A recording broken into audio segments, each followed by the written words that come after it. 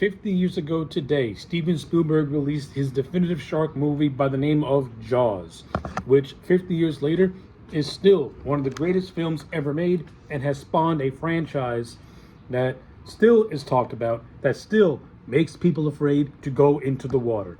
So, in celebration of not only the first Jaws movie, but the franchise as a whole, I present my third retrospective in which I will cover every single Jaws movie, from the first all the way down to Jaws the Revenge, the infamous Jaws the Revenge.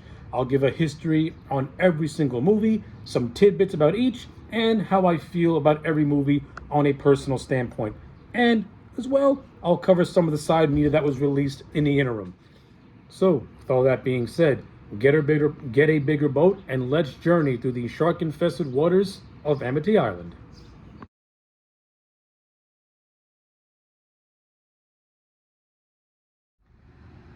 What can be said about 1975's Jaws that has not been said before? Jaws is a seminal movie that was made at the right time with the right team behind it.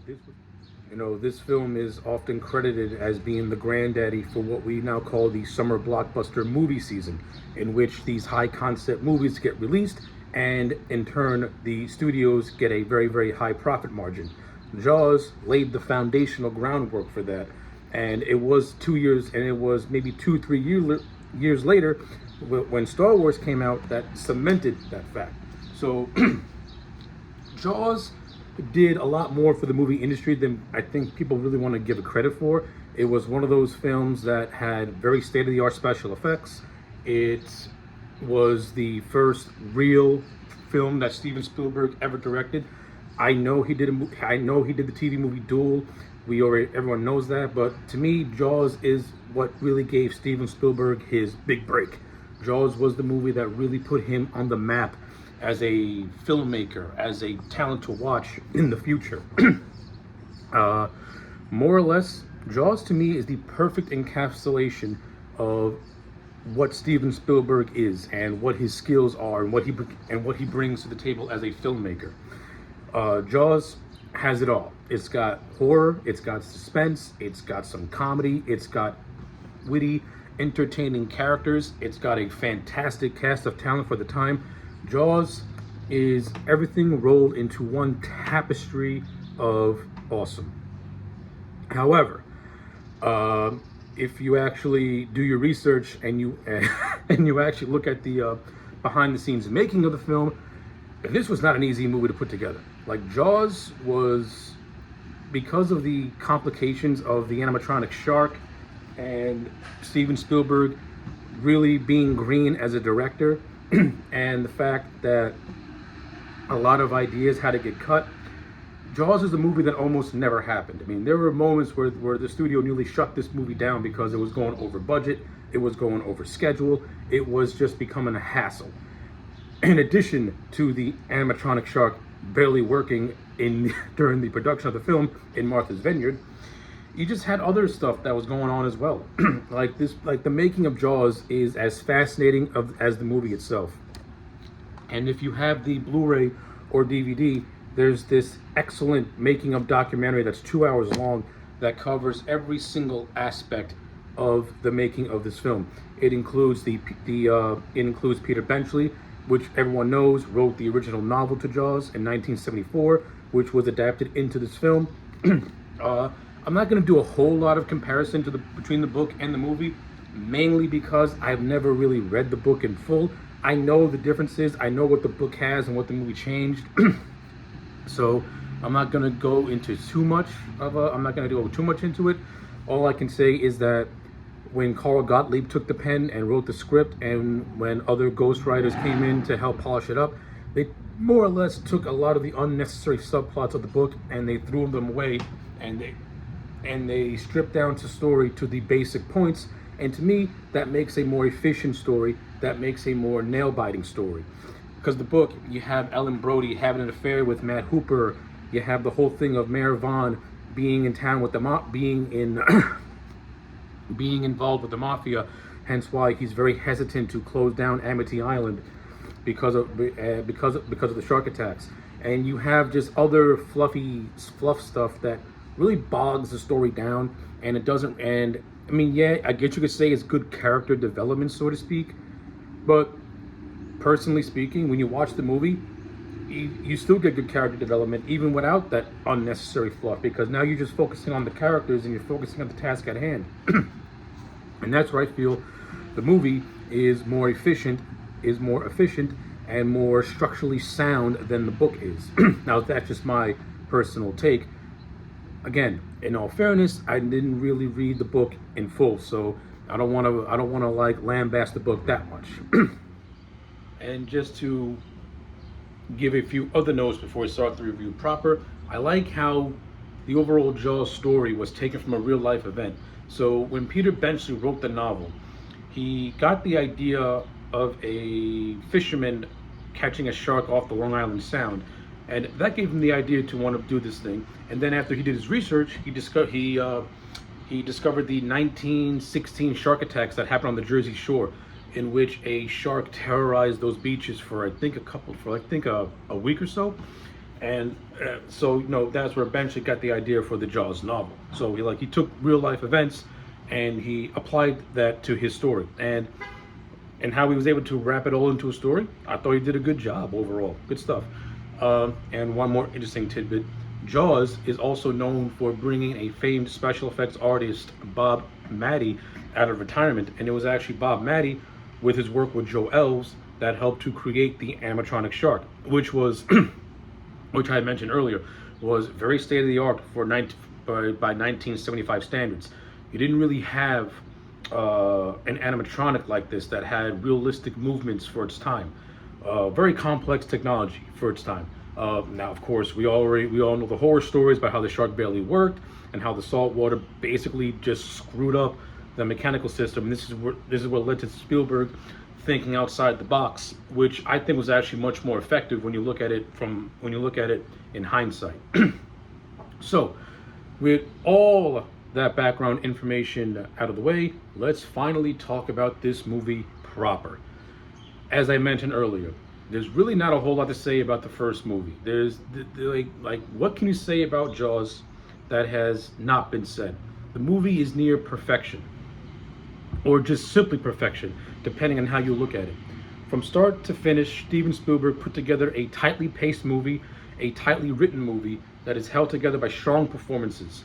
You have heavy hitters of the time: Roy Scheider, Robert Shaw, Richard Dreyfuss, all in one movie. Roy Scheider, who plays Chief Brody, everyone's favorite chief of police. How do you not like Sheriff Brody? Like Chief Brody. Chief Brody is the everyman. He's a guy who maybe on surface may not be the most interesting character in the movie, but because you have a charismatic actor like Roy Scheider, he makes him interesting. He makes him a family man. He makes him somebody who is, loyal to his community in a way, and somebody who would take staunch approaches in what he believes in. What I like about Brody is that he is not afraid to take action. He does have his reservations, and we see a lot of scenes of those, but at the same time, he's heroic. And that's the best thing that I can say about Chief Brody. He is heroic. He is a badass. Especially when you get to that second half of the movie, in the final half an hour, Roy Scheider absolutely kills it. And yeah, you can't say much about it. It's good stuff. But I also like the interactions that he has with people in the town, which makes the town feel more alive, and it makes the characters feel like people. I like how he interacts with Jeffrey Kramer's character of Lenny, his deputy.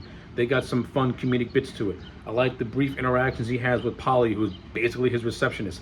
I think Roy Scheider and Murray Hamilton, who played Mayor Vaughn, they have really good on-screen chemistry with one another.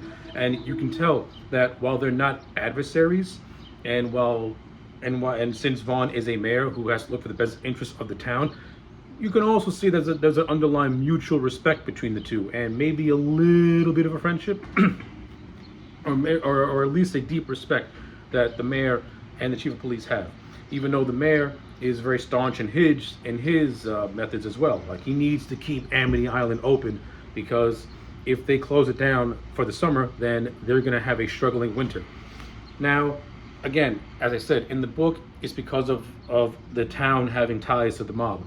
But I like the movie better because it really shows that a small town needs its people and needs its tourism attractions in order to stay afloat for the rest of the year. To me, I just find that to be a little bit more interesting because it shows that it gives it a more of a communal feel. And that's what I like about Amity Island as a whole, is that it has a communal feel to it. So I like it. Good stuff. That's just the atmosphere, and the actors make it feel alive. I also like Lorraine Gary as as Brody's wife. I thought that she puts in a good performance as well. I like the chemistry between her and Scheider. I buy them as being a very loving couple, especially with their sons, especially with their two sons, Sean and Mike. You know, I like it. It's all good. Everything about Chief Brody and his interaction with the town of Amity, all top tier for me. I can't complain. I like it a lot. And then now we get to Richard Dreyfuss and the character of Matt Hooper. Now, on paper, you could say that Matt Hooper is not really a character. He's just there to spout out exposition and to just explain to the audience what exactly it is that our characters are going up against. But because of the writing and because of Richard Dreyfuss and Steven Spielberg, Matt Hooper becomes more than just a exposition dump. He's also a character. He actually develops a little bit of a friendship with Chief Brody, and they work together to try and stop the shark. Not only that, you also have the budding rivalry between between Hooper and Quint when you get to the second half of the movie. So Matt Hooper becomes more than just a exposition dump. He actually becomes a character that you want to root for also, and who you want to see help defeat the shark and rid the town of this curse, if you will.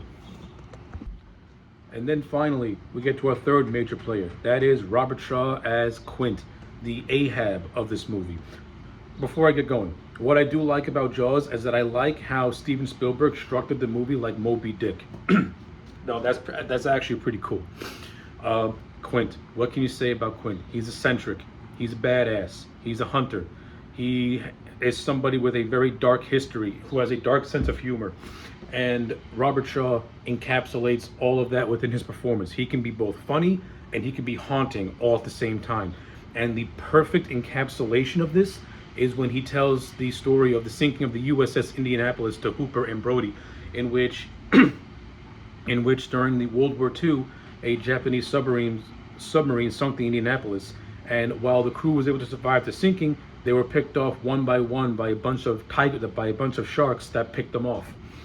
The story that Quint tells is haunting, it's scary as hell, and the imagery that your brain paints by these words is absolutely just fascinating. This whole monologue is talked about to this day, it's picked apart to this day, it's often quoted to this day. The sinking of the USS Indianapolis, there's very few things you can say that has not been said before about this monologue. It is that good. It is that top tier. And the fact that several different people actually wrote the monologue is also fascinating. Originally, the monologue was not supposed to be as long as it was, but it was rewritten by Howard Sackler, who added in some beats. And then actually Robert Shaw, who was a playwright in his own respect, actually put the final touches on the USS Indianapolis and gave it more of its meat. And it clearly shows in the film. It's one of the best scenes in this film, one of the best monologues ever in a film in general. Awesome, great stuff. So I already mentioned the special effects with Bob Matty and Joe Elves, so I figure I'd just give it a little bit more detail. So the actual animatronic of the shark does indeed look fantastic when you actually get a chance to see it on screen. It looks beautiful. It looks realistic for its time. And I enjoy it, and I like it. I love it. I've always loved the look of the shark in Jaws. Now, as I said, because of the limitations of the technology and the fact that, filming on open water in 1975, let's just say it's more complicated then than it is now, especially with advances in technology. And like I said, this is what led to Steven Spielberg thinking outside the box, and more or less he made Jaws a monster movie in which you don't really see the shark that often, and more or less directed it as a Hitchcock inspired type of film. Now to me, that's actually more effective, and it actually benefits the film even more because we know that there's a shark out there, but we can't see that shark. And in actuality, That's kind of how it is in real life. Because in real life, if you get attacked by a shark, it happens so fast that you can barely see what's going on until the aftermath is until it's the aftermath. So in that respect, Spielberg actually made a more realistic version of this film. Now, if Spielberg would have had his way, this movie would have had the shark in almost every single scene and would have played out as a fun universal monster movie. With he still would have tried to make it suspenseful, but since we can see the looming threat, it kind of takes away a lot of the suspense. This is where I feel the shark not working works to the film's advantage, because Spielberg in the first half of the movie is able to make a true horror type of thriller, and it works. It works to perfection. That opening scene with Chrissy the diver going into the water, swinged by the boy, not too, like what, maybe 10 feet away from the beach, and then the shark comes from underneath and starts thrashing her around, and we don't see the creature at all. That's more effective. That's more scary. That's just more nail-biting and bone-chilling. And that's just the first 5 minutes of this movie. And that instantly sets the tone for what you're about to see. And when you get the follow-up scene with the little kid Alex Kittner being killed on his raft, that's what really starts to put everything into motion. Now, originally, Alex Kittner's death was supposed to be much more graphic, in which we're going to actually see the shark devour the boy. Now, again, Spielberg, in good taste, didn't want to do that because he thought they would have been a little bit, because in his mind, he would have been pushing it maybe a little too far. So he scaled down with it. So you basically just see like brief glimpses of stuff like that. Now there is archival photographs of the shark devouring the little boy. So I don't know if footage exists, but at least an image of that of that initial concept does exist. But like I said, handled much better in the movie because we don't see the shark. What we see is more or less the aftermath of what happened to the boy, and the boy more or less being dragged down beneath the water. That's more effective, that's more scary, and that puts everyone in the beach into pure blown panic mode. But I like the buildup and the tension and the suspense that leads up to all of that, especially with Brody and his growing paranoia. Now, what I like about it is that a few scenes earlier, Brody had gotten a call from a medical inspector saying that there was a shark attack. And while Brody was investigating, talking to one of the guys that saw that was with the girl, you see the aftermath of said attack with the girl's body parts being spread all over the beach. Now, when Brody talks to the mayor and the medical inspector, they brush it off as just being a boating accident, though Brody does not buy that bullshit. But since the town more or less has power, he has to go along with them. And it's not until Alex Kittner's death where Brody's like, okay, I'm taking a stand. We got a problem here. And this is what leads to this great town hall scene, which is our first introduction to Quint. And he does his famous line, for that you get the head, the tail, the whole damn thing. Awesome stuff, I love it. And of course, this all leads to the introduction of Matt Hooper. It leads to the town of Amity going shark hunting, if you will, in a very humorous scene. We get the whole fake out with the tiger shark, and Brody at first accepting it, but after Hooper says that it's a man-eater, it's extremely rare for the waters, but the bite radius of a tiger shark and the great white, they just don't match, because a great white's bite is much more bigger than a tiger shark. And this is where Brody starts to have. This is where Brody's reservations start to creep up again, until the mayor shuts it down, saying like, "You're not gonna cut this shark open, because I will not stand here and watch a little boy fall out of the damn thing's stomach." This is where Brody gets confronted by Alex's mom, who gives him a nice stiff slap. Mayor Vaughn tries to comfort him, but Brody's like, "No, she had every right to do it." And this is what leads to one of the more tender scenes of the film, in which Brody and his little son, they're just playing a game with each other. And it's a very poignant moment. It's a very poignant moment in the film. It's a very touching moment in the film. And it really hammers the point that at the end of the day, Brody is just a family man who just wants to protect his family.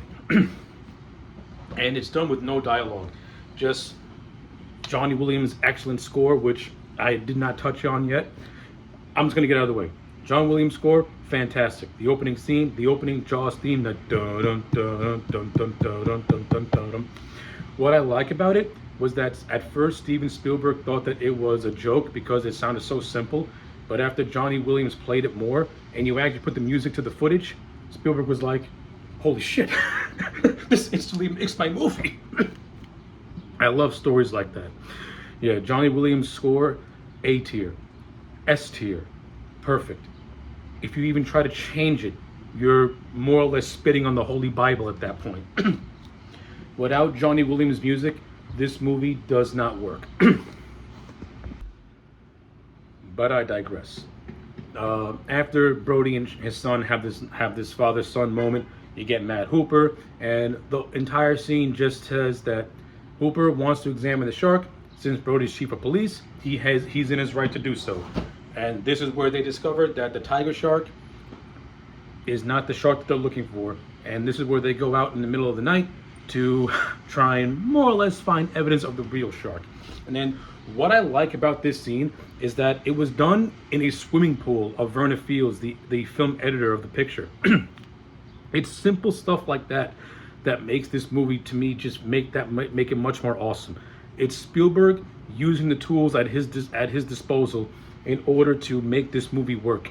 But what I like was that it was done as a reshoot because Spielberg wasn't satisfied with what he originally thought done. He wanted to get like a good jump scare, and you get that when Hooper discovers the body of Ben Gardner, whose head just pops out of the hull of the boat, and it scares him, and he ends up dropping the shark tooth by accident.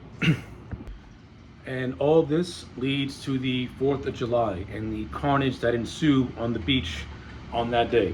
So Brody and his team, they're scoping out the waters. Hooper and his team, they're scoping out the waters.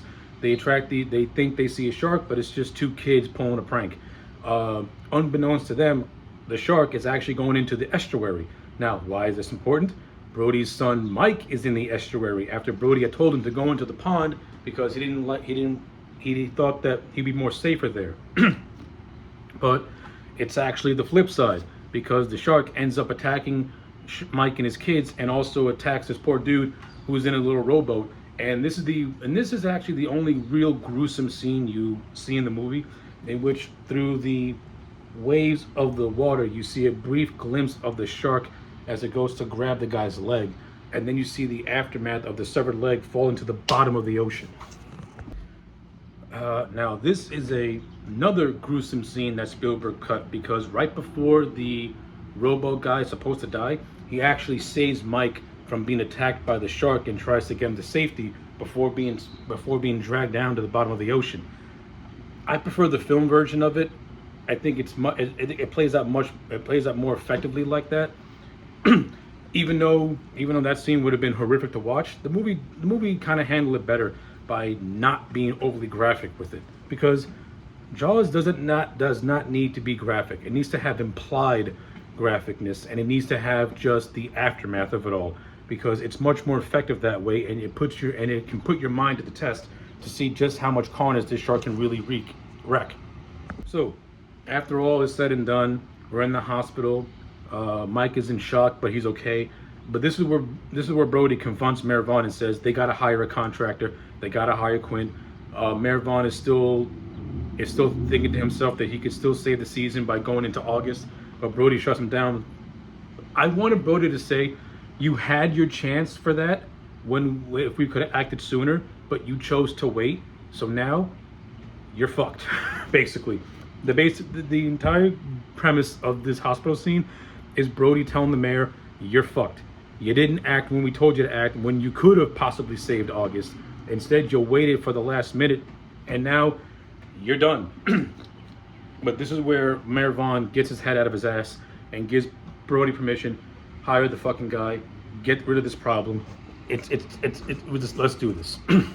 And this is where we get to the second half of the movie, which, as I said earlier, the first half plays as a horror thriller. The second half plays as like this almost action-adventure, swashbuckling pirate movie, because now our three main principals have come together to form an Avengers type of team, and they go out to the waters and they go shark hunting. Now, in the book, this is actually dragged out. This is actually dragged out because they have moments where they go back and forth to port, and that kind of slows down the pace a lot. Now, in the movie, once they leave the port, they leave the port. They don't come back and forth after like 2-3 days. They stay in the open sea. And this is, to me, is where the movie really starts to shine in terms of its characters, because now our three principals, they're interacting with one another, and you can clearly see the different personalities. You see that Brody is somebody, it's established, who is not a fan of the water. He's the everyman, and he has moments where he looks like he's getting seasick. You have Hooper, who is very comfortable out in the water, given his profession as being as working with with aquatic animals, and you have Quint, who is a fisherman. He is who he is. Being out in the water is second nature to him. It's like a second home, if you will. So you have but Quint is very antagonistic towards Hooper, because while Quint does things the old school way, Hooper does things a more modern way. And Quint, he kind of lambasts Hooper for that. He pokes fun of him for that. They have a very antagonistic relationship because of that. And it makes for a lot of entertaining scenes and a lot of entertaining moments between the two. Now, of course, during this portion of the film, we get the famed line of "You're going to need a bigger boat," after Brody is chumming some fish into the waters, and the shark just briefly pops up, scaring Brody white.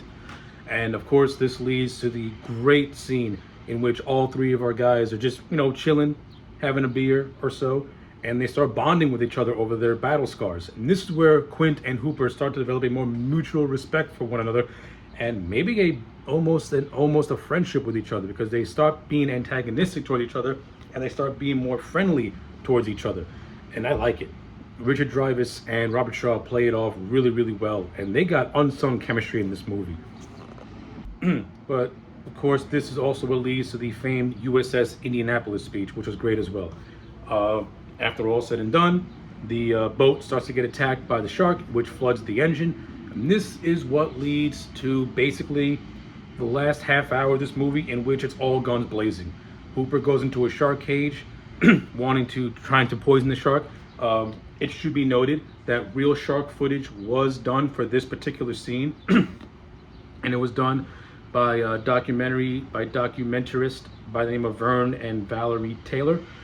Initially, the real shark footage was supposed to be used in a different way, but during the course of filming underwater, Vern actually saw a shark get tangled up in the actual cage prop, and it was threshing all around as it got stuck.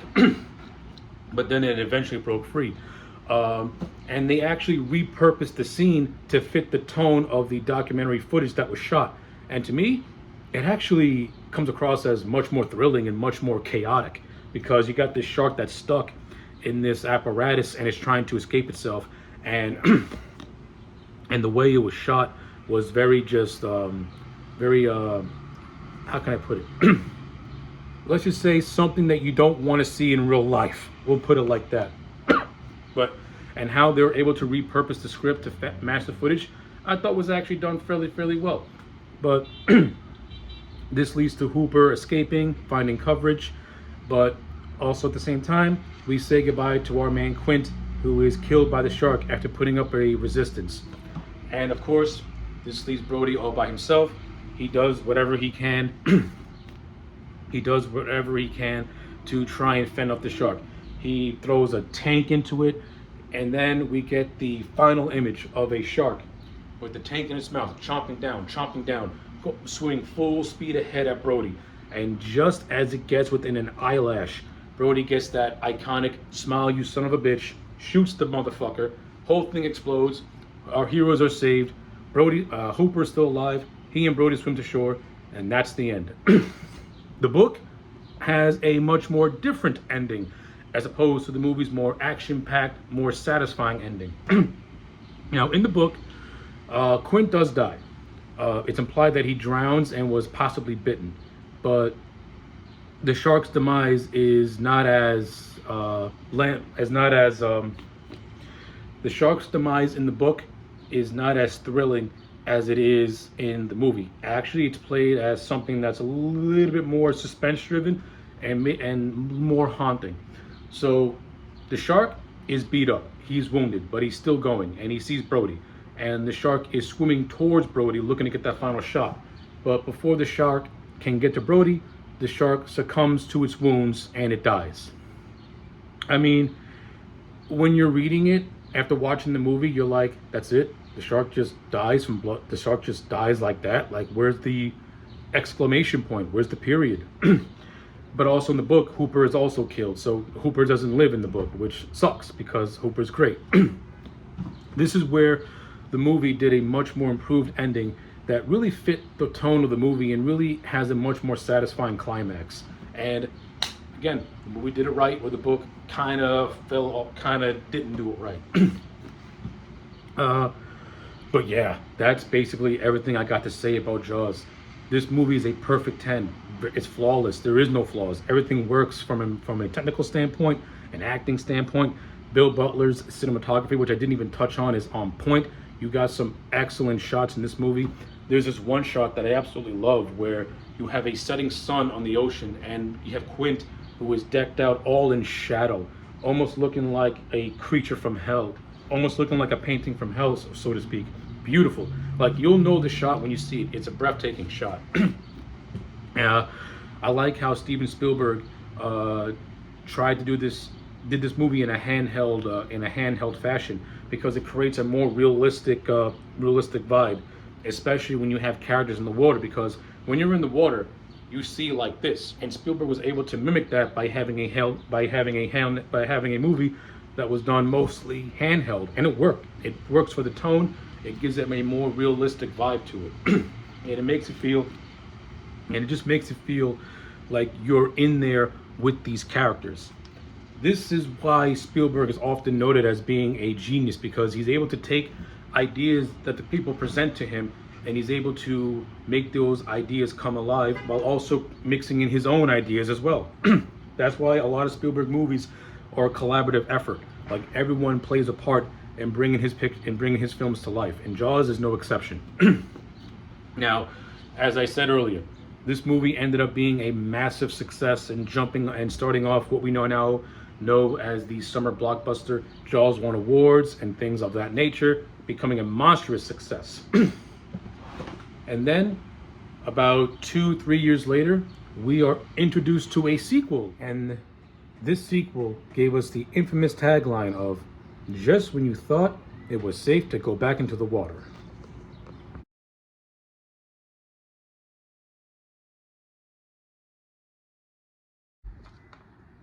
So with the unprecedented and gargantuan success of the first Jaws movie, Universal Pictures would go on to produce a sequel about 3 to 4 years later. Now, for the sequel, Steven Spielberg did not return, though they tried to get him. He had declined it. He then would go on to write a script based on the USS Indianapolis speech given by Quint.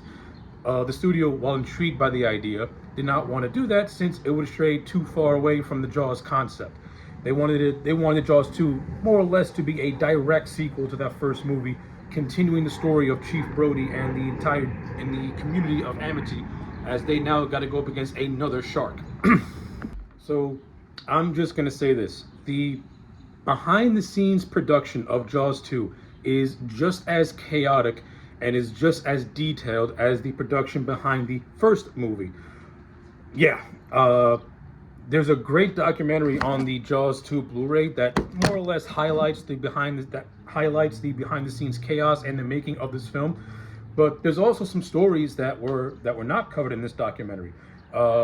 Case in point, Roy Scheider. Roy Scheider had absolutely zero interest in returning to reprise his role as Chief Brody, more or less saying that he has nothing left to give to the story, and felt that it was open and shut with that first Jaws movie. And in a sense, he kind of was right. Not to say that Roy Scheider put in a bad performance in Jaws 2, because he didn't, but I do agree. You can tell by watching Jaws 2 that it's stretching for time and that it's trying to find a story that does not really need to be told. And the only reason why Roy Scheider ended up doing Jaws 2 was because of a contractual obligation to Universal Studios. I think he had owed them a three-picture deal, and as a way to get out of that deal, the studio said, "Hey, listen, just do this second movie. we'll cut you out of the deal, we'll give you net gross of profits and blah, blah, blah, blah, blah, to which Roy Scheider accepted. Now, it's the stuff that Roy Scheider did before that deal was made and after that deal was made that is completely chaotic. So when Roy Scheider found out they were doing a Jaws 2, he actually went insane in a hotel room and started trashing it to plead insanity just to get out of the movie. And then during production, he got into a physical fight with the director Gino Swore, who took over for Steven Spielberg, who took over directing duties for the film with Steven Spielberg. Yeah, it was chaotic. Not only that, just getting a director was even more chaotic. As I just mentioned, Gino Schwar ended up getting the reins to do Jaws 2. But before Gino Schwar took over, they had another director by the name of John Hancock, who had already done a month's worth of filming, but the studio did not like what he was presenting with them. John Hancock had come from a background of, little movies and some TV shows, so he wasn't really an acclaimed director when it came to big budget productions. So after seeing some dailies that he had given to them, it wasn't working. To Universal Studios, the story and the movie that he was doing was not working. It felt too low budget to them. It felt too just not what they expected a high concept movie like Jaws 2 to be. So John Hancock was booted out.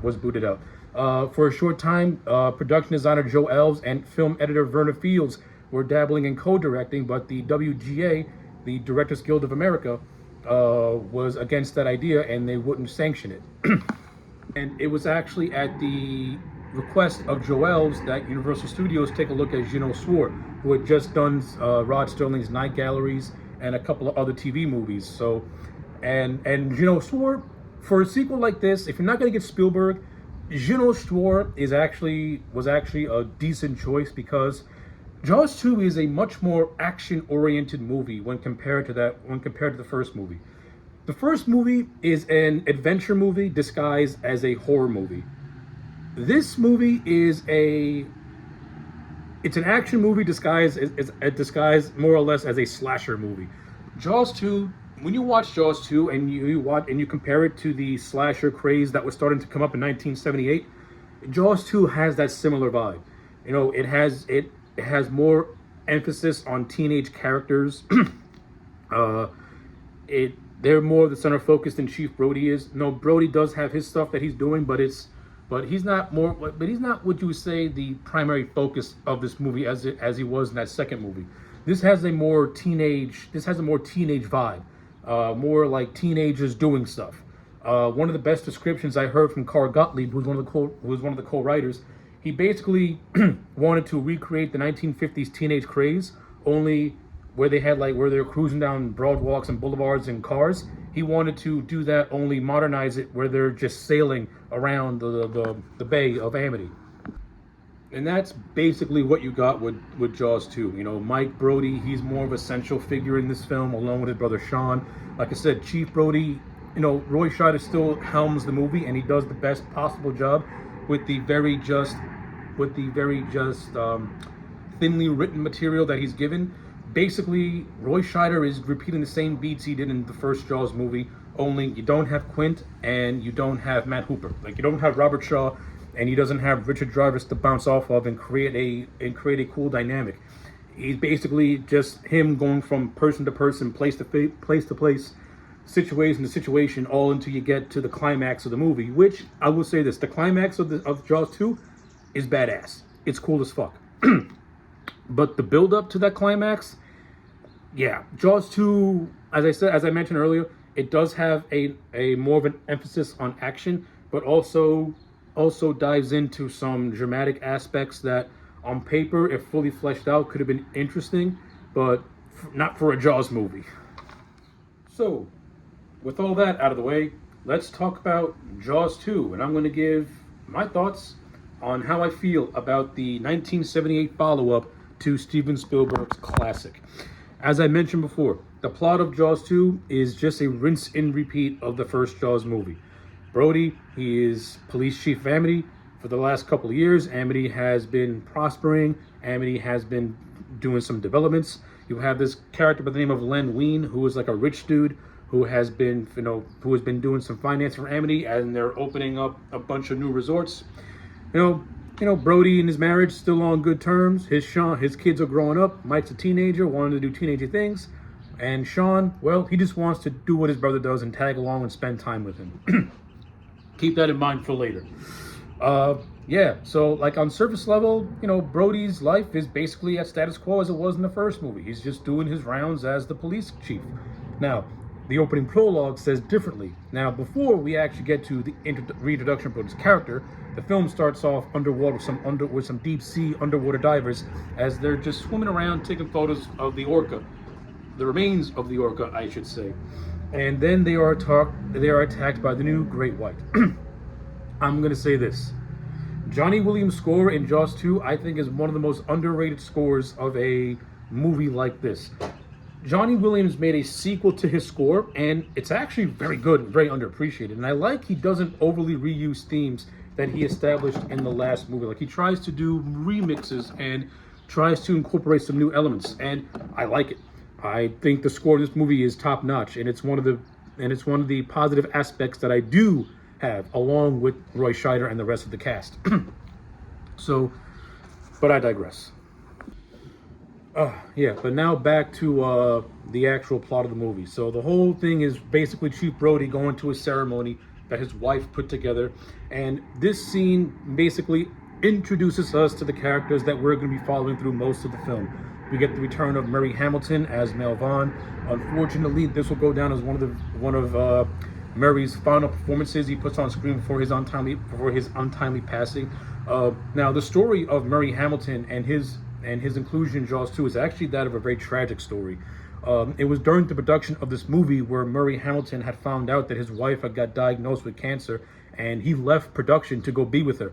Now, after brokering a deal with David Brown, who was very sympathetic to Murray's cause, to Murray's predicament, he allowed Murray to finish his scenes in a very short time span, so that way he's able to complete his work and then go on to be with his wife. That just goes to show the professionalism and the pretty much the understanding between a producer and an actor. And to me, I always found that to be a very decent story. Like David Brown, like he was a rock in a hard place. Like, he wants Murray to be with his wife, but at the same time, he's got a studio breathing down his neck. But both men were able to compromise, and thankfully, when Murray got down to New York, his wife ended up being fine. But not too long afterwards, Murray would succumb to an illness himself, which is tragic, because Murray Hamilton was a very talented actor, not just in Jaws and Jaws 2, but he's done other films. Like, I believe he was in The Graduate, and he was also in the first Amityville horror movie. So the man had a very spanning career. But I digress. Seeing him as Mayor Vaughn, I like it. I mean, now, given the personal circumstances that he was going through, he wasn't in the movie a whole hell of a lot. He does have one scene with Brody where Mayor's like, "Hey, we're prospering. Everything's gonna be better than ever," and then Brody drops the bombshell of, "You might have another shark problem," and then Murray's like, "Are you serious?" And this more or less leads to a scene between the two, just discussing the possibilities of another shark attack, with Mayor Vaughn being dismissive. It's basically a rinse and repeat of the first movie. It's nothing really all that spectacular, but I do like how Brody finds out that there might be a possible shark attack. So, as these two kids are on the beach just hanging out, they stumble across a half-eaten carcass of a killer whale. And we have another character by the name of Dr. Elkins, who is our Matt Hooper stand-in, measuring the bite marks. And Brody, examining the marks himself and having experience with great whites, pretty much put two and two together and is like, a great white did this. Elkins, more or less, is like, we don't know that. But Brody's like, I know a great white did this. I saw one up close. and from that scene, we transition to the scene I just described with Brody and Vaughn. So once Brody has that conversation with Vaughn, he's in full-blown paranoia, full-blown panic mode. Not only that, he's also investigating the deaths of two divers that were attacked previously by the shark. He's also investigating the death of these two water skiers. And this is actually one of the best scenes in the whole movie, and it's actually one of the first scenes that Schwartz shot as the script was being rewritten to fit a new vision. I'll say this. The scene, from a technical standpoint, is really well directed. It's really well shot. They actually use a real water skier for this scene. It's breathtaking. Like, it's a really good action sequence. And this is what gives the sequel's shark a distinct look. As the shark is attacking the water skier and her friend on the boat, the girl uses a flare gun and shoots the shark, and it ends up scarring the shark on half his face. So basically, we have Harvey Dent the shark throughout the course of this film. It's a cool look. I like it. It's far-fetched, but hey, whatever. You got to give some sort of a visual representation that this is a new shark with its own distinct look. So it is what it is. But this also leads to one of my favorite scenes in this whole movie, where Brody is alone on the beach and he sees like this log drifting in the water. He slowly goes to investigate it, walking.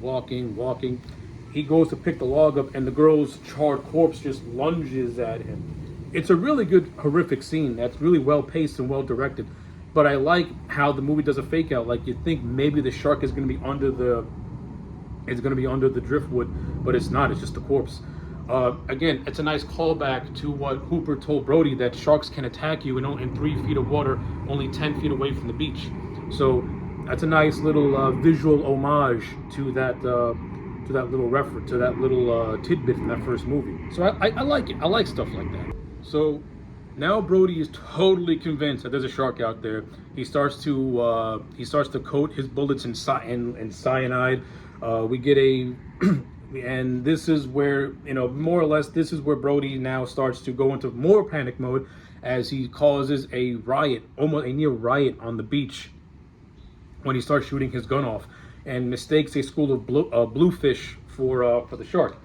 Now this scene leads to the townsfolk having a meeting in which they dismiss Brody of his policing duties. And there's a good deleted scene that was cut out that I would have kept in, where Mayor Vaughn and the townspeople are voting on Brody's fate, and Vaughn was the only person to vote against firing Brody, which means despite Vaughn's differences with Brody, he still appreciates the fact that Brody will always put what's best interest as a police officer, and will do his best to protect the community. That deleted scene shows a lot about Mayor Vaughn as a character, that despite differences he may have with Brody, there's still a underlying respect there. And then you have the character of Len, who just does not like Brody, and he just wants to get rid of him. The movie kind of sort of teases a love triangle that Brody, his wife, and Len could have had, but it doesn't really do anything with it. Listen, if you're gonna tease it in the movie, you might as well explore it. It just teases it, but nothing comes out of it. So to me, the character of Len is more or less useless. He serves no purpose. He's just a character in a movie that's already overstuffed with too many characters that go underdeveloped. After Brody is dismissed for being a police chief, Hendricks is promoted to the new chief of Jaws 2. Now, I like the story with Jeffrey Kramer and his inclusion back in the sequel. Initial scripts, he was written out of the movie, but Gino Swore was such a fan of Hendricks and became good friends with Jeffrey Kramer that he was rewritten back into the movie. And I like that, because I actually liked Hendricks from that first movie, and it's a nice, and it's some good continuity between Hendricks and Brody, because I actually kind of like their dynamic. Like, you can tell that the two of them have a friendship with them, and I like seeing that explored a little bit in this movie in some aspects, especially when Hendricks, who had just gotten promoted to police chief, went to the Brody house pretty much to say that he does not want the job of police chief. I mean, that's a burden that he has to carry. Of course, Brody, he doesn't have no ill will towards Hendricks, but at the same time, Brody also knows that, Hendricks ain't gonna last in the role because the town's gonna eat him alive. So, yeah, and basically, after this is where Brody sets out to sea to fight the shark and save the kids who are now floating adrift. Speaking of the kids, let's talk about them. The teenagers. The only one that stands out are a handful. There's Mike, there's Sean, there's a couple of other ones like Larry Jr., the son of Mayor Vaughn, a couple of girls. Two of them are Ed and Tina, who get attacked by the shark in a pretty cool, suspenseful scene. But yeah, I think the teenagers, they're the most least interesting aspect of this movie, and that's kind of a shame, because the last half focuses solely on them. I mean, no one puts in a bad performance, but their characters are just not that interesting. Like I say, like none of the teens put in a bad performance. They all do the best they can with the material that they're given. They're just not interesting characters. If I have to say any standouts, it would have to be the two characters by the name of Doug and Timmy. I kind of like their little nerdy dynamic, especially the character of Doug, played by Keith Gordon, who is known for playing Archie and Christine. So there's that. In terms of Mike Brody, who was more or less the lead of the teens, at least in Jaws 3 and The Revenge, Mike Brody gets a little bit character development. But in this movie, he is blander than a bag of rocks. I mean, Mike Brody is... I cannot tell you what Mike Brody does in this movie. He does absolutely little to nothing. He has a budding romance with his friend's cousin, and then he almost gets eaten by the shark in an actual really cool scene in which Mike gets knocked out of a boat and he's knocked unconscious. And just as he's being pulled up from the boat, the shark just misses him by like an inch. A very tightly directed scene. But that's basically it. That's all. That's really the culmination of Mike Brody as a character in this movie. Like I said, even though Jaws 3 and The Revenge are not good, at least Mike Brody gets some sort of development in those two films. That's basically all I got to say about the teens in terms of characters. There's nothing really to go off of. They're bland. They're boring. They're basically kids that you would see in a slasher movie at the time, put into a shark movie. That's basically it. Nothing really to go off of. Yeah. So even though the teen characters aren't all that great, at least the scenes with the shark, stalking them are tightly directed. Especially the scene where a harbor patrol spots them in the ocean and tries to save them, and the shark more or less drags the entire chopper down to the bottom of the ocean. It's a great scene. It's ridiculous and far-fetched, and I highly doubt that an actual great white shark has got that kind of strength to do something like that. But if you suspend your disbelief, it's a thrilling scene, and it further puts the teenage characters in a predicament until they're eventually saved by Chief Brody. And this is where they go to Cable Junction. This is where the final 5 to 10 minutes play out, in which Brody, the man with the balls of steel, once again kills a great white shark. In the first movie, he shot a gas tank, an oxygen tank, and the whole thing exploded. In this one, he gets the shark to bite down on like this electrical log thing, and the shark just gets electrocuted and it starts flaming from every single orifice in its being. And this was actually set up prior in the movie where Brody was talking to not Matt Hooper, and she says that sharks more or less have like a radar sonar type of sound. So Brody, using that knowledge, uses a paddle to hit this metal thing to get the shark's attention, and this is what leads to the shark and his demise. Brody saves the kids, and everyone lives happily ever after.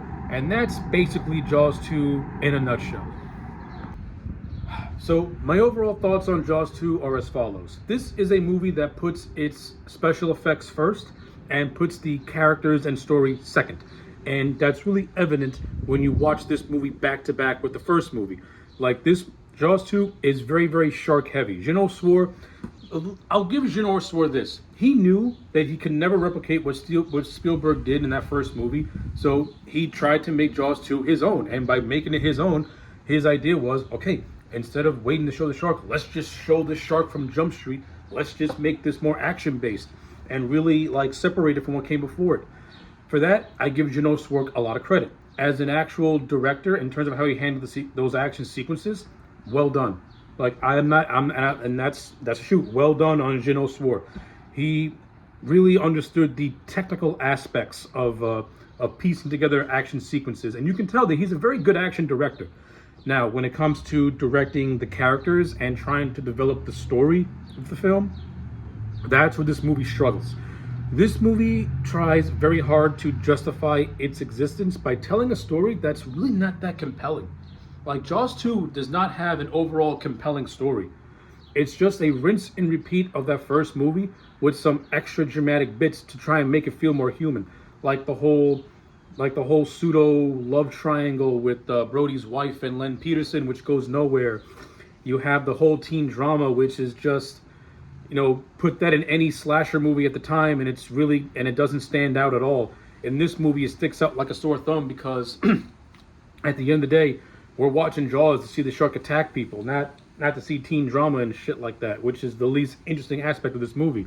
But again, it makes up for it by thrilling action sequences. There's another scene that I actually really, really like, in which these divers are swimming for a lobster and they get attacked by the shark. It's a really good sequence with with a cool, like, almost ballet type of music that really creates this, unearthly beauty of the underwater. And like you have the you have the threat of a shark, yet it's counterbalanced by this beautiful scene of ballet music playing as the divers are just swimming up across the ocean, and you really see the beauty of the ocean from that aspect. Like, again, it's the technical aspects that make this movie more impressive. It's the handling of action sequences that makes this movie stand out from that first movie. But where that first movie was a triumph because it put its characters first and special effects second, this one did the reverse, and by doing so, you kind of get a diminishing return. Even though Jaws 2 was a success at the box office, it wasn't the success of that first movie. Now, can you accredit that to this movie not having Steven Spielberg? Absolutely. But I'm also going to say that you didn't have Richard Dreyfuss, you didn't have Robert Shaw, you didn't have the trio that made that first movie what it was. You have Roy Scheider anchoring a movie, and he really doesn't have too many people to bounce off of, except for maybe Hendrix, his wife, Mayor Vaughn in a handful of scenes. For the most part, Roy Scheider is just investigating stuff on his own with no one to help him, and it doesn't make for a compelling use of Brody as a character, because Brody to me always works best when he has someone to bounce off of. Hence why, as I stated 1,000 times already, you need Hooper, you need Quint. Even though Robert Shaw died in that first movie, Matt Hooper did not die. I mean, yeah, he has. They reference him in this movie, but we don't see him, which sucked. I think Matt Hooper returning and helping Brody again could have at least been something interesting, and we could have gotten more expansion on the Hooper Brody dynamic that was already established in that first movie. But we don't get that. So yeah, all in all, from an acting standpoint, the movie is solid. Everyone turns in the best performance that they possibly can. From a production standpoint, good-looking movie. Geno Suarez, the director, he's no Steven Spielberg, but he's damn good at directing action sequences. Cinematography, the movie, when you watch Jaws and Jaws 2 back-to-back, the cinematography is seamless, so it has some good continuity because of that aspect. But Geno Suarez also brings in some unique visuals of his own right to not make it feel like a carbon copy. So I give him a whole lot of credit. Joe Elves once again returns as production designer, and just like in that first movie, he knocks it out of the park. I actually like the look of the carcass of the killer whale, and he also established this lighthouse as well that was also built from scratch. So Joe Elves, talented production designer. He's also did stuff like Escape from New York with John Carpenter, so the man's got a lot of good credentials. As I mentioned earlier, the musical score by Johnny Williams. This was the last time he would do a Jaws movie, as he did not return for the two final sequels. So at least he went out on a high note by producing a very underappreciated score for the sequel. Again, it brings over you get continuity carryover, which I love it. Yeah, I think that basically covers everything there is to cover about Jaws 2. This is not a bad movie. I don't want you to think I don't like this movie. That's quite the opposite. I actually thoroughly enjoy Jaws 2. And when you watch Jaws 3 and Jaws the Revenge, it makes you appreciate that, yeah, Jaws 2 is not perfect or as good as that first movie, but you can still see that there's talent, that talent is put in here, that care was put in here, that everyone tried to make the best possible product that they could. But it just has too much things weighing it down. And if you cut that fat out and trim it, maybe Jaws 2 could have been on equal footing as that first movie, or maybe it would have just been a step below. How it stands, Jaws 2 is just 2 steps below that first movie. It's a solid movie. It's a decent continuation, But again, it tells a story that is just not compelling and, quite frankly, at the end of the day, did not need to be told. So, with all that being said, Jaws 2, for me, is a solid, I'm going to give it a 6.5 out of 10. It is watchable. Don't get me wrong. It's watchable. It's a completely serviceable movie, and it's good. And that's the best thing I could say about Jaws 2, is that it's a good movie. 6.5 out of 10 for Jaws 2. So, after this film was released into cinema, the Jaws franchise would lay dormant for 5 years, until 1983, when the producers decided that it was time to take the franchise into the third dimension.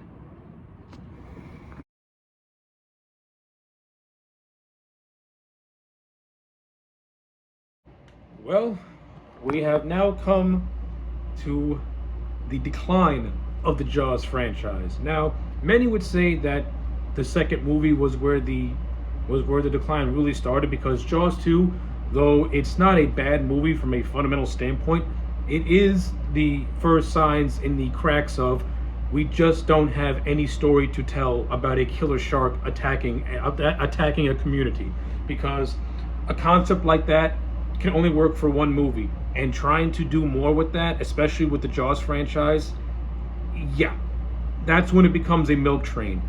Luckily, Jaws 2 was a financial success, and it's often looked upon by the fan base in a positive light, because again, Jaws 2 is not a bad movie.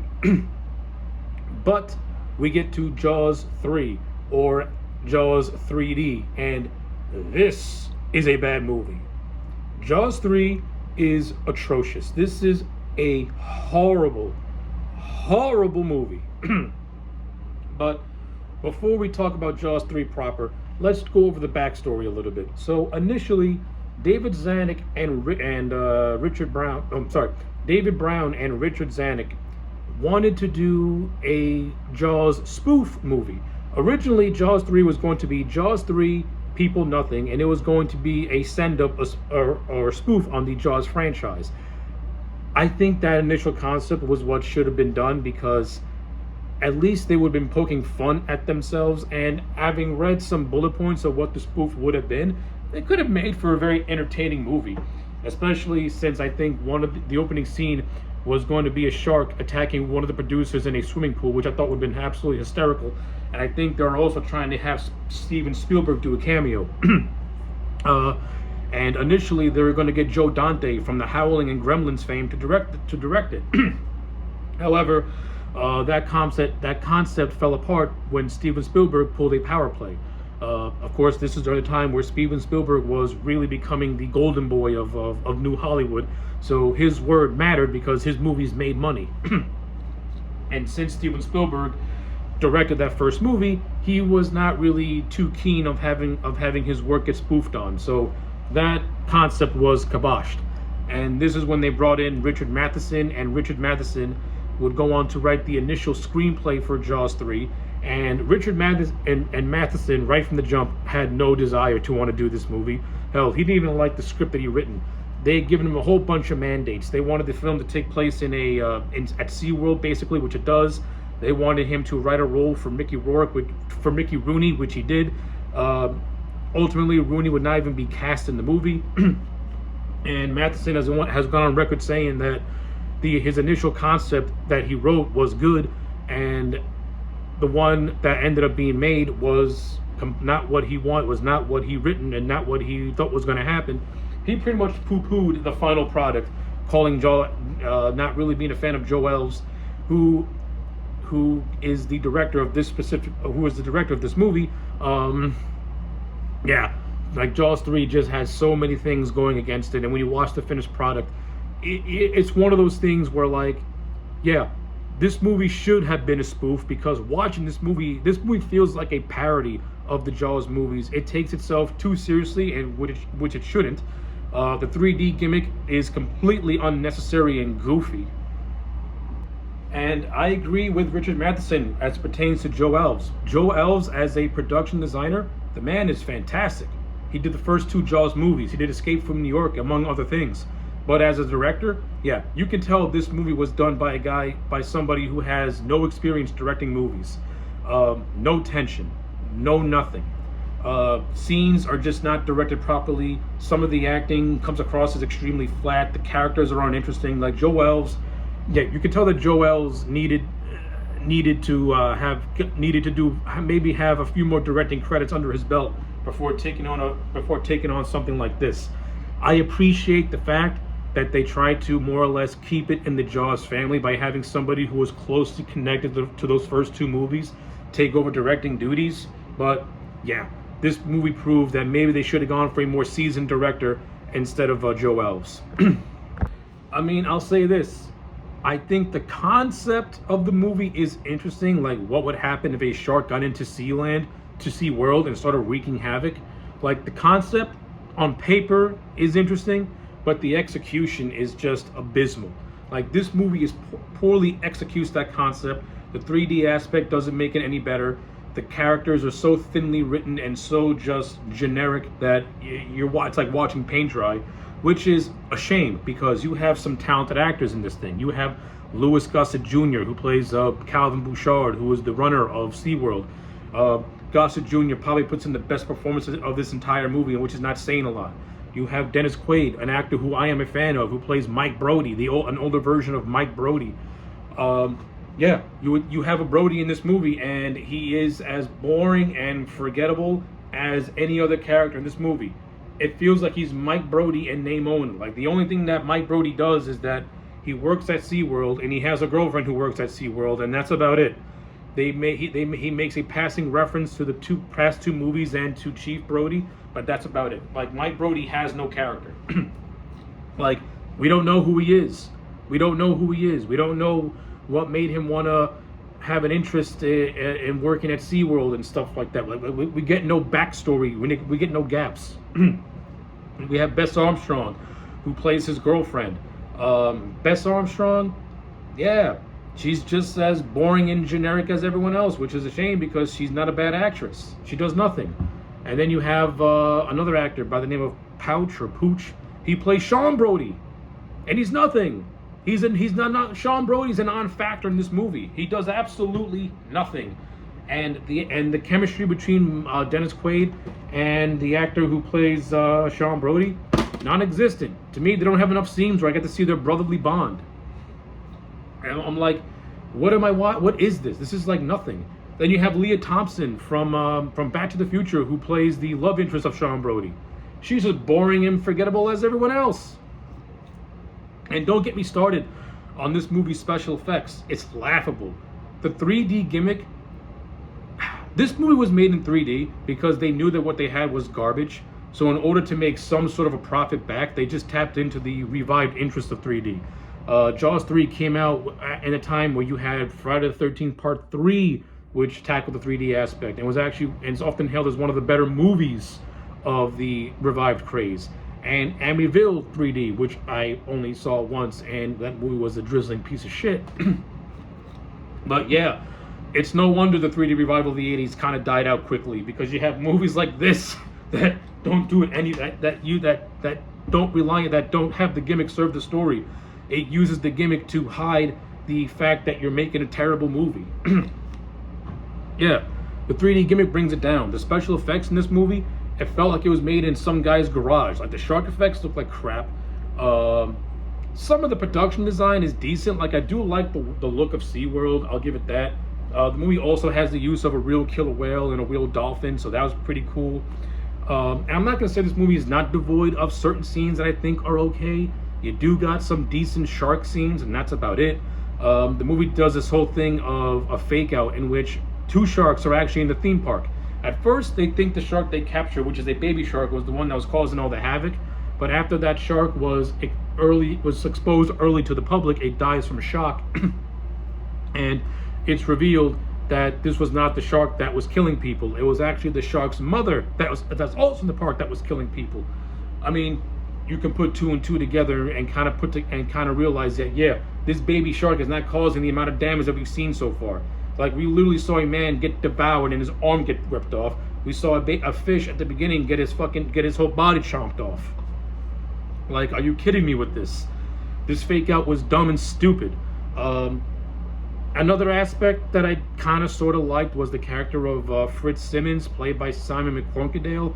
He's this movie's version of Quint, but where Quint was like a fisherman and a pirate, this guy's more like a documentarist or something like that. He's okay. You know, he was fine.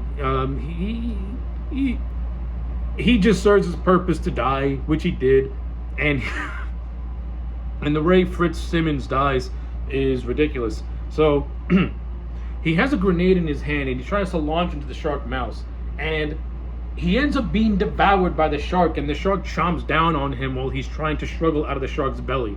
And then you get to the end of the movie, Mike sees the grenade and uses like a hook to pull the pin, and the shark explodes in a goofy way. It's not as cool as the first movie. And then you have this stupid 3D thing of the shark's teeth coming at you, which was dumb as fuck.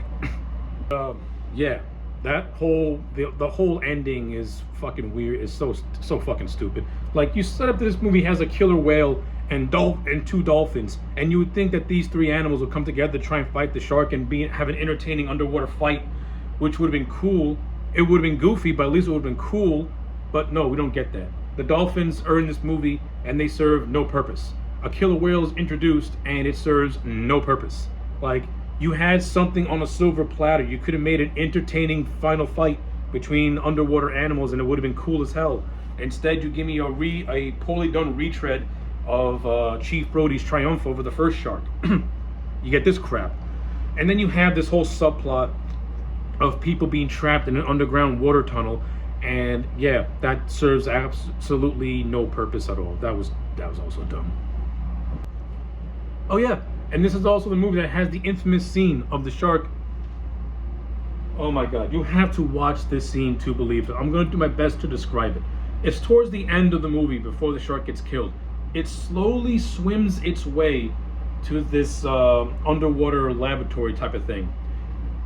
It hits the glass, and the glass has this horrible 3D effect, and then the water starts to flood. What makes this thing so laughably dumb is that the shark looks like a toy that you would buy at Kmart or Toys R Us or KB's back in the day. It is comically bad. How this movie was even how do you watch this movie, look at it and say, yes, release that in theaters, we did it, guys. Universal Studios must have been the most desperate studio ever just to make a quick profit, and this movie was a bomb. It didn't make that much money. It was kind of bad. It was bad. Again, this movie really should have been the spoof that Zanuck and Brown initially wanted to do, which was Jaws 3 People Nothing. At least that would have been very, very entertaining, and it could have actually led the way to having more movies be spoofed that were done seriously. Because even if you watch this movie with that intent of a spoof, Jaws 3 is hilarious. If you watch this movie as a straightforward shark movie, it's stupid. The characters are dull and boring. The setting, while interesting, is underutilized. Nothing about this movie is works for me. It's just one giant catastrophe of stupidness. Hell, for all the shit that Jaws the Revenge gets, that's miles better than this piece of shit. Yeah. I don't want to talk about Jaws 3 any more than I did. The movie's not good. It sucks. So Jaws 3 to me is a solid 2 out of 10. Yeah. And the 2 out of 10 is, well, the 2 out of 10 is actually very, very generous. But I'm giving the 2 out of 10 because of Louis Gossett Jr., because he holds this movie together, basically. Like it's amazing how this guy's back didn't give out on him, because he's carrying an entire movie.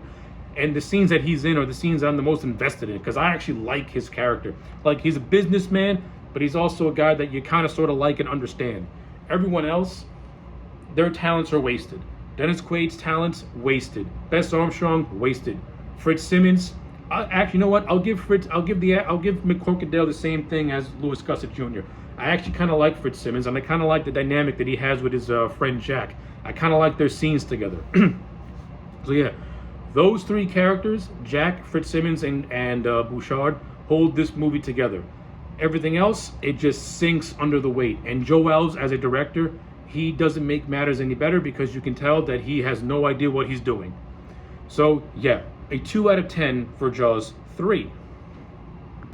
So with Jaws 3 surprisingly making about $80 million at the box office, it paled in comparison to what the first two movies made, and the franchise once again lay dormant till 1987. But before we talk about the next installment into the film franchise, we're going to talk about some outside media connected to it.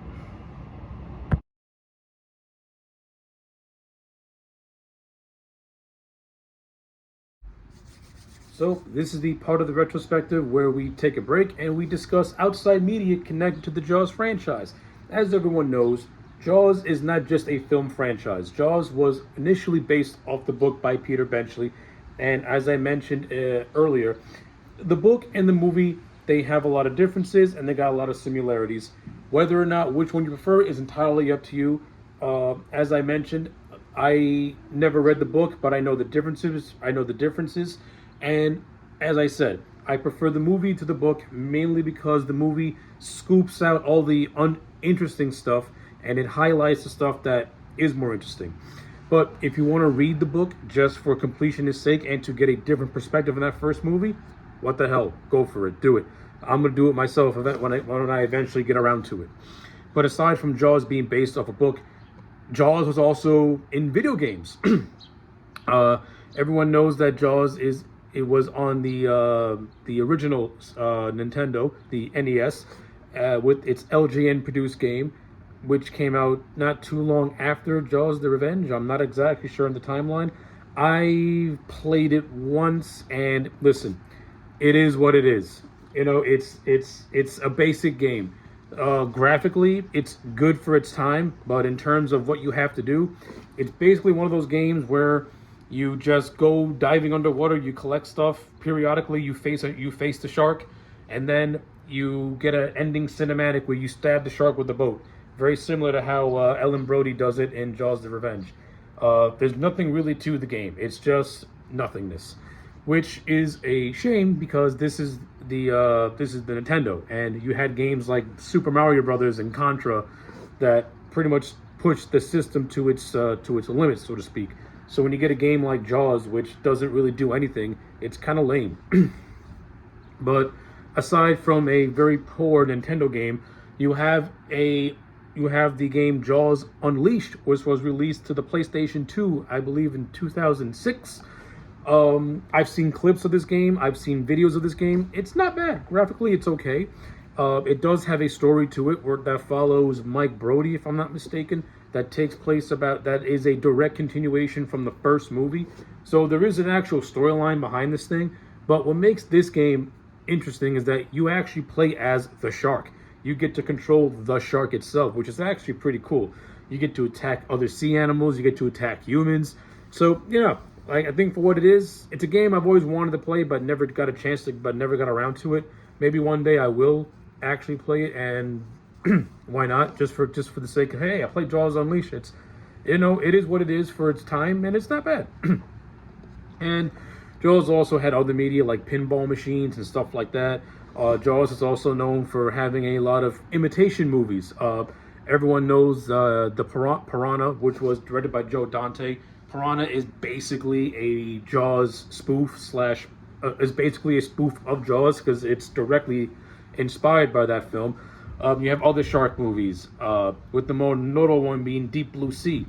So, Jaws really was that movie that started the whole craze of the shark movie. Jaws was that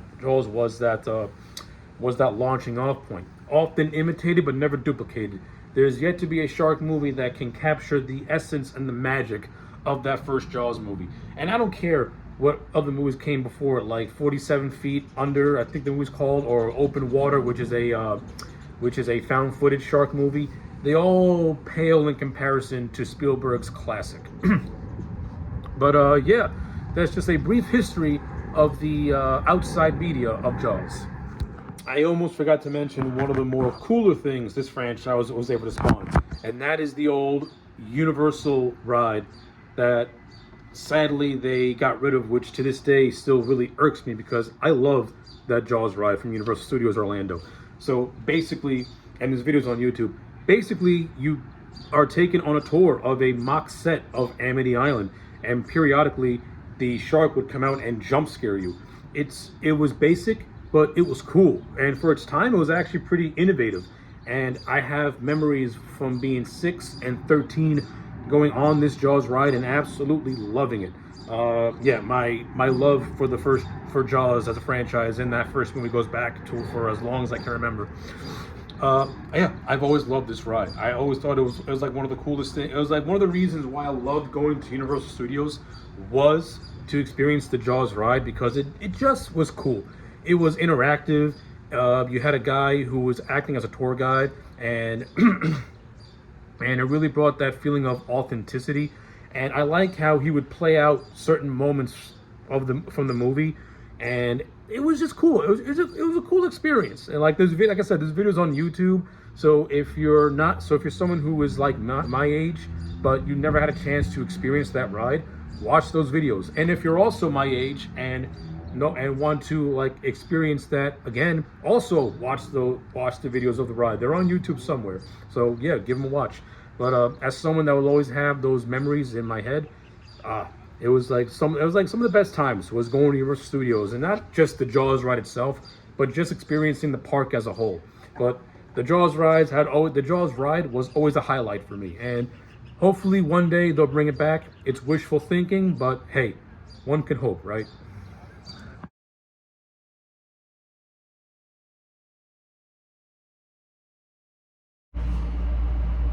Well, we have come to the finish line as it pertains to the Jaws films, as we have now made it to the infamous fourth movie, Jaws: The Revenge. To say the backstory and how this movie was made was a mess is an understatement. To put it in plain English, this thing was a rush job. And when I mean rush job, let's just say this. Then Universal Studios president Sidney Steinberg, who is the husband of Lauren Gary, who makes a return in this film, he greenlit the movie in September of 1986. They had a rough outline by November of that year, and this movie was put to theaters in the summer of '87. Yeah, that's a fast track. That's a rush job. And when you watch this film, you can see that it just looks like it was hobbled together on the fly. Nothing about this movie is even remotely good, with the exception of maybe a handful of things. Jaws: The Revenge is the bottom of the barrel of bad. I mean, I'll say this. Compared to Jaws 3, at least Jaws: The Revenge has a somewhat cohesive story, which is not really saying much because the story sucks. It at least has the return of Lauren Gary, Ellen Brody. It has that going for it. It acts more like a third movie than his predecessor. Like Jaws: The Revenge is it's not one of the first movies, but it was one of those movies that retroactively erases the third movie and acts as the concluding chapter of a trilogy. The explanation behind the shark and what the shark and what the shark is doing is absolutely balls. And when I described to you what the initial concept of this movie was allegedly supposed to be, yeah, you can tell that this movie had little to no thought process put into it. Jaws: The Revenge is the definition of a struggling major movie studio trying to make a profit because they've been losing money, and they wanted to milk the cow one last time. They got lucky with Jaws 3, mainly because of the 3D gimmick. That luck ran out with Jaws: The Revenge, because this movie did not make the money that they were hoping it was going to make. Man, oh man, oh man. Just on a conceptual level, this movie should not have been made. Yeah. Steinberg had enlisted Joseph Sargent, who had minimal credits to his name, but has a connection to the franchise since he directed Lauren Gary in a TV movie known as the Marcus Nelson Murders. And a fun fact, it was actually Steven Spielberg's viewing of the Marcus Nelson murders that inspired him to cast Ellen Brody. So that's a nice little connective tissue that Joseph Sargent has to the franchise as a whole. I'll give it that. Initially, they wanted to bring back Roy Scheider and kill off Martin Brody. Roy Scheider said, no, fuck that. And then they killed off Martin Brody in a very disrespectful way, in my opinion, when you watch the final film. And I'll get into that when I'm done going over broad strokes and some production stuff. They wanted to get back Richard Jarvis as Matt Hooper. Richard Jarvis says no. I mean, how were you going to fit Hooper into this story? I have no idea. This film is also one of the first films to use de-aging because Mike Brody went from looking like a 30-something-year-old Dennis Quaid to a 25-year-old Lance Guest in this movie. Nothing against Lance Guest. His biggest claim to fame is playing Jimmy Lloyd in Halloween 2. The popular fan theory is that he is the father of Jamie Lloyd. That was never confirmed, but this is not a Halloween retrospective. But at least Lance Guest has got that going for him in terms of fandom. He was in Halloween. In this movie, as Mike Brody, well, I'll talk about that eventually. But in case you haven't noticed yet, the behind the scenes of getting this movie made was already a nightmare. Roy Scheider did not want to come back. Richard Dreyfuss did not want to come back. Dennis Quaid, after Jaws 3, chose to distance himself away from this stuff, and I don't blame him. The screenwriter, Michael de Guzman, created a story that is laughably bad, and oh god. So, oh screw it, I'm just going to get right into it right now. If you ever read the novelization of this movie, or even just read the bullet points of this movie, the shark in this movie was to have been controlled by voodoo magic.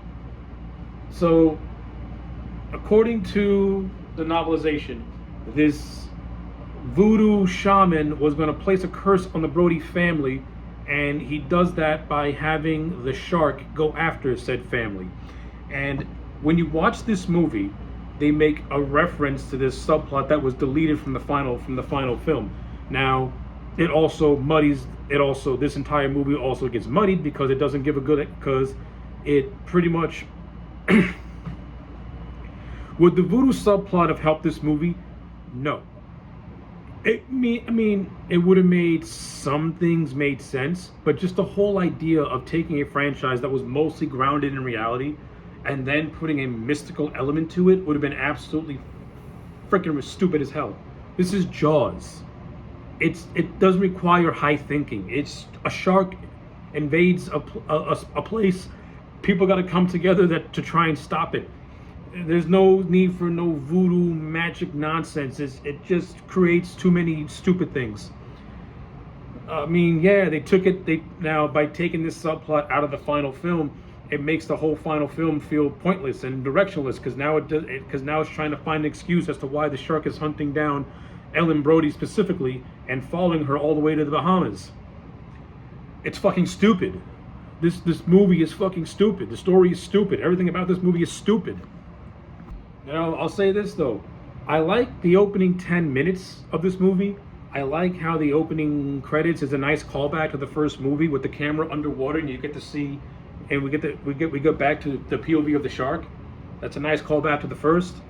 I like being back on Amity Island. That's always cool. Sean Brody is now following in his father's footsteps. He's a cop.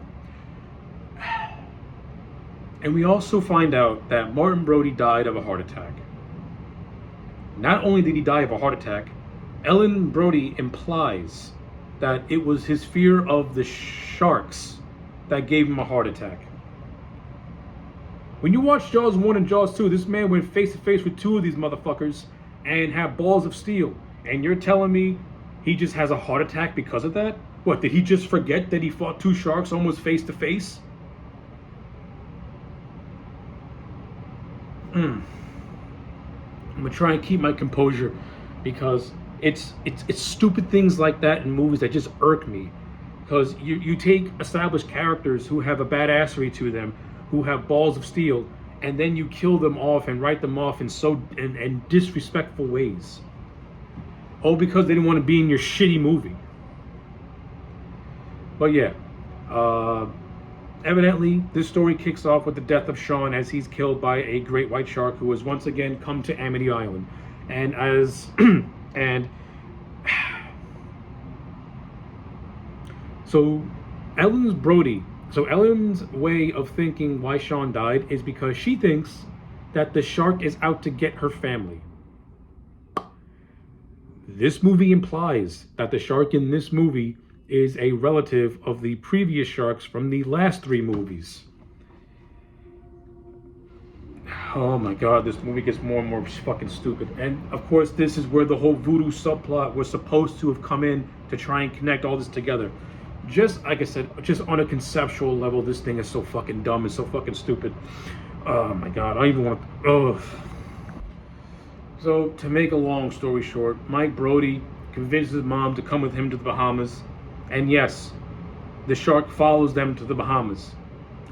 How a great white shark can survive in Caribbean waters that is very warm, not salty, don't ask, I don't know. The movie doesn't explain it. It's completely stupid. Because if a shark goes near warm water, they're not going to stay there long because their body chemistry cannot adapt to it. Sharks need to be in cold salt water, not Caribbean water that's warm and bright. Oh my god, this movie is making me brain dead. If I have anything nice to say about this movie, it's Michael Caine and Mario Van Peebles. Michael Caine plays the character of Hoagie. Mario Van Peebles plays the character of Jake, who is the best friend of Mike. These are the only two characters who I have any liking towards. Michael Caine, very charismatic, basically carries this movie on his back. And Mario Van Peebles, I actually enjoyed his character. I found him to be kind of funny. And the only time Lance Guest is actually interesting as Mike Brody is when he's bouncing off Mario Van Peebles. I actually think Mario Van Peebles gives Lance Guest a little bit of charisma with his character. Because I actually buy their friendship and I like it. And for all this movie's faults, and there's so many of them, I will give Lorraine Gary a shit ton of credit because she puts in a performance that this movie does not deserve. This woman is taking garbage material and she is doing her absolute best to try and make it work. Like, she puts in a decent performance. She doesn't phone it in. She's actually trying. I give her that. Like, yeah, the three actors who hold this movie together are Lorraine Gary, Michael Caine, and Mario Van Peebles. When compared to that first movie that had Robert Shaw, Roy Scheider, and Richard Dreyfuss, that is a step way down. But hey, as I said earlier, as the franchise went along, the quality of films dipped down to below the depths of the ocean. So basically, once they get to the Bahamas, it just stops becoming a shark movie. It just becomes a drama. The movie develops a romance between Ellen Brody and Hoagie. Jake and Mike start researching the shark secretly, by the way, keeping this information away from their family and friends. Little to no shark action happens in this movie until like the last 10 minutes. But even then it's not as exciting as it is in, let's say, Jaws 1 and 2, where the action sequences are actually very better handled. But yeah, a lot of this movie is just padding. It's just padding. Ellen hallucinates that a shark's in the ocean. She wakes up from a dream. She meets with Hoagie. They start developing a romance. Blah blah blah blah blah. Jake and Sean, they run to the shark. Jake and Mike, they run into the shark. They do their research. Blah blah blah blah blah. This movie is just a whole lot of nothing happening until you get to the last 20 minutes. In the last 20 minutes, basically, the shark attacks this beach. It kills a woman who was on a banana boat with a bunch of kids.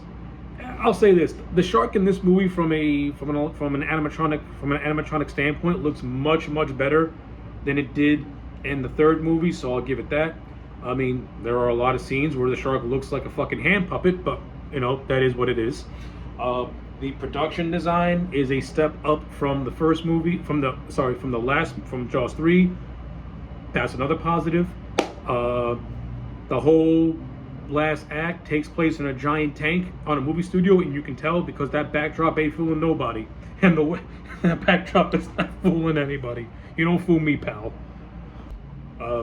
This movie's biggest claim to fame is when Michael Caine is getting out of his little aeroplane and he's on this little rant about his people he's with, about how they complain. The shark just pops up out of nowhere, and Michael Caine, in the most casual way, just shouts out, "Oh shit!" Like, the man literally reacted to seeing a shark as if he locked his keys in the car. It's unintentionally hilarious. This movie is hilariously bad in every aspect. The special effects, though an improvement over Jaws 3, are way below the standards of the first two movies. The performances, aside from the principal three that I mentioned, they're all forgettable. The actress who plays Mike's wife, forgettable and boring. The actor who played Sean, forgettable and boring. This movie should have been about the Brody family together as a unit going against the shark. That would have been a much more interesting story. At least for me, it would have been a more interesting story. At least I would have had characters that I like. But no, we don't get that. We just get Ellen thinking that the shark that's coming after her is a distant relative of the three previous sharks, and that voodoo magic and a voodoo magic subplot that was briefly mentioned but never expounded upon is a faint reason as to why it's. Oh my god! Just talking about this movie hurts my brain. Oh yeah. And the way this shark dies is laughably bad. Like, notice how this review is all disjointed, and I'm just being really lackadaisical doing it. Is because this is a very lazy movie to talk about. I don't have the energy to want to be animated talking about Jaws the Revenge because I just don't have it in me to give a righteous fuck. But you get to the end, and Ellen Brody, she turns into Captain Ahab. I mean, give the old girl credit. She's going out to fight a shark.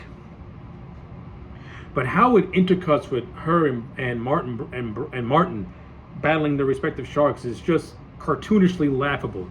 So I'll say this: in the original ending, Ellen gets on a boat and she stabs the shark. The shark gets wounded and it eventually drowns. That's actually a nice little callback to the novel where the shark succumbs to its wounds and drowns. Okay, cool. Do we get that in the finished product? No. Instead, Ellen rams a boat into the shark's fin, and the fucker explodes. How's the shark explode? I don't know. How did the shark explode? The movie gives no reason how this thing just became a combustible element and just exploded upon impact. Again, this movie is laughably bad, and you can tell that the people making this movie could not care less. Joseph Sargent directed a movie that you can tell he wished he was not doing, because he put zero effort into this thing. The cast, they're doing their best to elevate material that is a joke. A joke. The special effects, though an improvement over what came before in the third movie, they're also not that great. And the overall story of this movie, listen, I don't mind the concept of Ellen suffering from PTSD, since two people that she kept from her family more or less succumbed to shark attacks. Martin Brody dying of fear of sharks was stupid. And just the idea of Martin Brody being killed by a shark, even though I would not have been into it, it would have been more dignified than what this movie came up with him dying off screen of fear, which was dumb as fuck. But the idea of Sean being attacked by a shark and Ellen thinking that it's a shark that's out for revenge because of what happened to its family, that's laughably bad.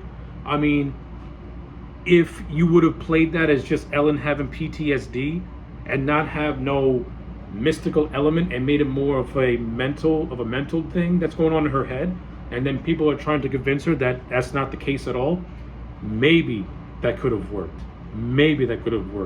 I mean, you still would have need to explain how this fucker went from the cold snow of Massachusetts to the fucking Bahamas. But yeah, I don't have anything else to say about Jaws the Revenge. The movie is a 2 out of 10. And that 2 out of 10 is for Lorraine Gary, Mario Van Peebles, and Michael Caine, and nothing else. So, as no surprise, Jaws the Revenge was a box office disaster. This movie made just about $50 million, something like that, against a $20 million budget. So yeah, it made no money. It barely made a profit. This movie was an utter catastrophe. It was a bomb. It was pissed on upon arrival in theaters. No one was buying it. No one wanted it, and this franchise died a miserable death. Yeah, you should have stopped at two. You should have stopped at two. Even though two is not a perfect movie, it was still a more respectable send off to the storyline and to the Brody family. Once you did Jaws 3 and you did this, you completely just made a franchise that deserves to get laughed at. But on the bright spot, since 1987, there has not been another Jaws movie. This officially marked the end of Jaws as a theatrical attraction. And you know what? It's all for the best. It really is all for the best. Could you imagine a modern day remake of Jaws in today's climate? It would be an utter catastrophe. It would be more laughable than Jaws 3 and 4 combined. Thankfully, Steven Spielberg, who has enough self-respect, has been more or less against that particular idea. You don't need to remake Jaws. There's nothing to remake. It's the perfect movie. CG enhancements ain't gonna make it any better. It's actually gonna make it feel worse. Any changes to the story, it's not going to be done to better the story. It's going to be done to make a mockery of the story. Let's just say this. The Jaws fandom does not want to see a movie where the shark is presented as an innocent victim and the people who are trying to kill it are presented as the bad guys. That just sounds stupid just by saying it into the universe. But yeah. This overall concludes my trek through all 4 Jaws movies and related media. Now, I will give you my final thoughts and what this franchise means to me as a whole. My final thoughts on the Jaws franchise as a whole is this. 50 years ago, Steven Spielberg made a seminal classic. And from 1975 to about 1987, in that 12-year gap, you had movies that all varied in quality. You could see the work that was put into each one. And again, it's all depending on your personal taste.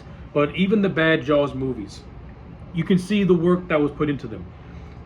Everyone worked their tails off to make all 4 of these movies. And you got to respect the creative teams behind all 4 of these movies, the actors, all of the respective directors, and everyone like that.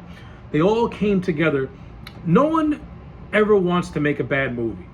It just so happens that you're put into a position where you have to work with the tools that you're given. And yeah, that's why a lot of these Jaws sequels are not remembered very, very fondly. They're still remembered, but for all the worst ways. But yeah, but when it comes to 2 through 4, the only sequel that you can see still has continuity with that first movie and actually tries to be good is Jaws 2. Jaws 3 and Jaws the Revenge, those movies, they're just jokes. But they all pale in comparison to the gargantuan that is that first movie from 1975, directed by Steven Spielberg. That first movie, 50 years ago, changed how movies are made. It changed how studios market films. Basically, Jaws was as I said at the beginning of the retrospective, Jaws was the template on what we now know as the big summer blockbuster, that big movie where you put your tentpoles out there and they just print money. 1975's Jaws was the first movie to really do that, and that laid the groundwork for Star Wars. That laid the groundwork for not only Star Wars, but for stuff like Batman, Superman, all the superhero movies, the Mission Impossibles, and any other big tentpole movie that has come out in that 50-year radius. They all owe their success to Jaws, because if Jaws were to have flopped on June 20th, 1975, we wouldn't be talking about summer blockbusters. We wouldn't be talking about Jaws as a whole. Hell, you can make a case that Star Wars or Alien would have not have been made if Jaws was a flop. That to me is just how important that first movie really, really was. Not just from Steven Spielberg's directing and the workmanship, but again, it's the marketing, it's the production of the movie as a whole. It's all the creatives coming together to create something that is special. And 50 years from now, as I post this video, everyone still going to be talking about Jaws. Everyone still is going to be afraid to go into the water. Jaws is a franchise that literally created the genre of the shark movie. You wouldn't have Shark Week without Jaws. That's how important that first movie and the franchise as a whole is to pop culture and to the world in general. So, yeah. While I will never put the Jaws franchise as one of my all-time favorites, but I'll always have a fondness for that first movie. I'll always have a respect for that second movie. And the other two movies, they're good for comedic watches. Like, if you can get yourself baked, you can watch Jaws 3 and Jaws 4 baked back to back. You'll have the world's most funnest time at the sheer stupidity of those two movies. But in closing, yep, the Jaws franchise won't go down as my all-time favorite or one of my favorites, but those first two movies do work as a very good double feature, and Jaws 2 does make for a very good companion piece. So, yeah, those are my overall feelings on the Jaws franchise. Let me know your thoughts in the comment sections down below. Like the video and subscribe, and I'll check you back next time for more. And always remember, just when you thought it was safe to go back into the water,